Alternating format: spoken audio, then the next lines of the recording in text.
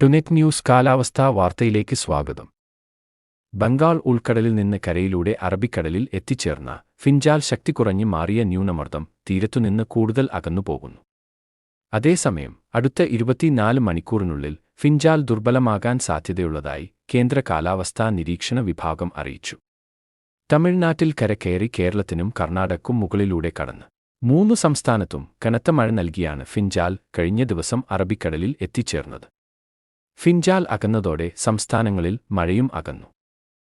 കേരളത്തിൽ ഇന്ന് പൊതുവെ മേഘാവൃതമായ അന്തരീക്ഷമോ നേരിയ മഴയോ ആയിരിക്കും അനുഭവപ്പെടുക. ഇനിയുള്ള ദിവസങ്ങളിലും വ്യാപകമായ മഴയ്ക്കുള്ള സാധ്യതയില്ലെന്നും ഒറ്റപ്പെട്ട നേരിയതോ ഇടത്തരമോ ആയ മഴയ്ക്കുള്ള സാധ്യത മാത്രമാണുള്ളതെന്നും കാലാവസ്ഥാ നിരീക്ഷകർ പറയുന്നു. പലയിടത്തും വെയിൽ അനുഭവപ്പെടുകയും ചെയ്യും. അതിനാൽ തന്നെ സംസ്ഥാനത്ത് ഇന്നു മുതൽ അടുത്ത 5 ദിവസവും എല്ലാ ജില്ലയിലും ഗ്രീൻ അലർട്ടാണ് കേന്ദ്ര കാലാവസ്ഥാ നിരീക്ഷണ വിഭാഗം നൽകിയിരിക്കുന്നത്. കേരളം, കർണാടക തീരങ്ങളിൽ ഇന്ന് മത്സ്യബന്ധനത്തിന് തടസ്സമില്ലെന്നും ലക്ഷദ്വീപ് മേഖലയിൽ ഇന്നും നാളെയും മത്സ്യബന്ധനത്തിന് പോകാൻ പാടില്ലെന്നും കേന്ദ്ര കാലാവസ്ഥാ നിരീക്ഷണ വിഭാഗം അറിയിച്ചു. കാലാവസ്ഥാ വാർത്തകൾ കൃത്യമായി ലഭിക്കാൻ ചാനൽ സബ്സ്ക്രൈബ് ചെയ്യുക. നന്ദി.